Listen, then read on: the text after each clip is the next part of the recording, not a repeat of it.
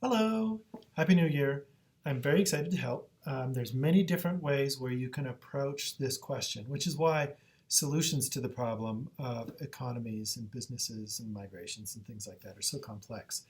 And politicians, I don't want to overgeneralize, but politicians seem to always say, oh, if you just do this, it'll fix everything. Well, I will show you evidence on why it's not quite so simple as that. But here are things that you can look for as I clean my desk. First of all, when you go to the census, you can cruise through a lot of information that is really granular, and you can look for data yourself. But they do produce a lot of reports too. So one of the ways that you would do this is you can go to census.gov, or you can just search census.gov on Google. But one of the major indicators for economies changing is level of income, if you wanted to look at that. You could just say level of income change or poverty change. If you look in the US Census, there'll be reports like this one. And the thing that I wanted to show you was population. So when the auto industry famously left Detroit and it declined, and they went to do manufacturing elsewhere, like in Canada and Mexico and other places, the population of Detroit reflected that industry going down by leaving. And so one of the big deals that they look at is migration. And when you think of migration, it's okay to think of it from state to state or city to city. And that's one of the easiest things to take in population is like, do you exist? Do you have a residency in this place? So that's how they can measure population from state to state. So that's what I'm going to show you. Here's a report by the US Census. It's from 2016, so it might show some of it. But there's always going to be different things that they're going to look at because they want researchers like you to be empowered. Let me show you how to tap into some of that data. And this is kind of tricky, so I made a video. So open up a new tab, and you can see all my links. I'm going to go to the Marriott Library homepage. This is a resource. The one that I'm going to show you is a database that we subscribe to. So if you haven't logged in, or if you're off campus, log into cis.utah.edu, or way over here, you can do off-campus access. I'm already on campus, so it's a database. And pause and rewind as you will. The name of the database is called Social Explorer, so it'll be under the letter S. There's probably other ways of finding it too. And it looks like, where? There it is.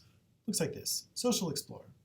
This is a database that takes census data from over the years and it translates it into a graphical format so you can see it overlaid on maps.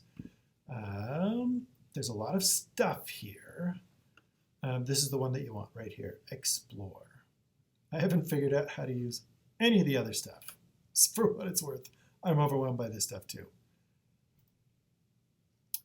When you're in, you can look on a whole bunch of different data sets. The one by default, you can see where you are, American Community Survey, ACS 2018. These are 5-year estimates based on data, and they show population density. Mouse over any of the states, you can see how many people are living per square mile. There's not very many in Nevada, and there's quite a few in New Jersey. What you can do with this population density, though, is you could go back, if you clicked on change data, you could go back years and years and years and years and years, even back to the Civil War era. One of the major things that I think you would benefit from is looking at before the big, well, it wasn't the dot-com bubble, it was the real estate bubble. I've been through several bubbles. Real estate bubble, 2009. So good times were in 2008. And so, but how do you compare those side to side? Way over on this side of the screen of Social Explorer, there's this little icon here that says Change Map View. And you can do a side-by-side or a swipe, which is pretty cool. If you click side by side, it will open up two maps on the same data and same visualization and same level of zoom, as it were.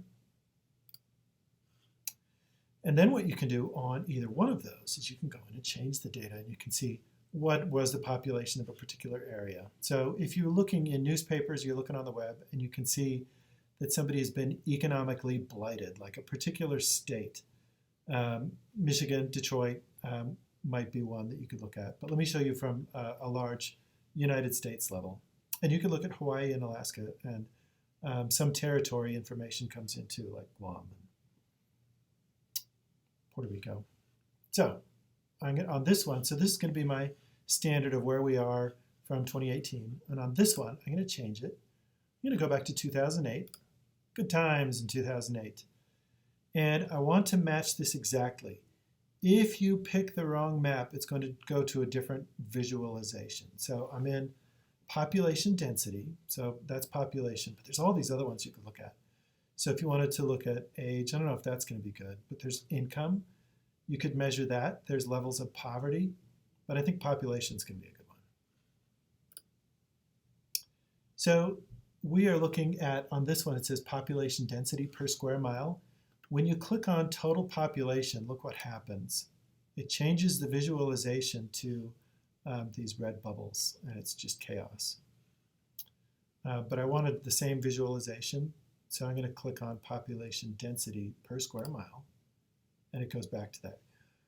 Whew! It's just chaos if you get stuck in those different visualizations. Now what we could do, if you wanted to, you can mouse over a state. So if we mouse over Colorado, in 2008, there's 46 people per square mile. But fast forward a few years, and all of a sudden there's population growth. People have migrated to Colorado. Same thing for Utah. We're 37 now, and back 10 years ago we were 32. So you can measure growth that way.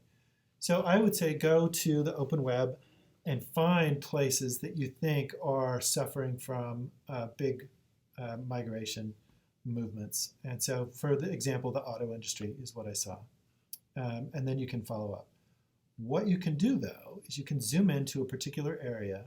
So I'm going to zoom into Michigan. Ooh, both maps go at the same time. I did not know that. As you zoom in, it'll break it down into counties. And if you zoom in even farther, it'll break it down into census tracts. Census tracts are areas, or tracts of land, if you will, that have been assigned as population survey samples. So there's a certain size of land. So it looks like they follow zip code, but I'm not sure. But if you zoom in far enough, it just breaks down. But what you can do with this is you can look for trends. So where the heck is Detroit? I don't know where it is. I should know where Detroit is. I'm a big motorhead, as they call it. Oh, there's Detroit over on the side. Okay. So population density per square mile in 2018 is 2877. If you go back 10 years ago, it was 3224. It's an amazing dive. This is how you can gather data. You're going to have to use your creativity and research some of those places you're interested in. Typically, politicians are going to highlight those, though. I remember in the last election, they called them battleground states. Remember, Ohio was a battleground state. So if we look at Columbus, Ohio, they're at 2396. 10 years ago, they were at 2000. So Columbus is actually growing a lot. So you get to cruise through this data. As you go through this, though, and you want to find further evidence, like newspaper articles or people actually discussing particular industries, let me know and I can help you on that sort of a thing. But I think Googling industry decline, Ohio, will get you some of the major players that have come and gone, and then you can get date ranges, and then you can look like that. I hope this helps. Let me know if I can help further. I am happy to do so, and Happy New Year to you.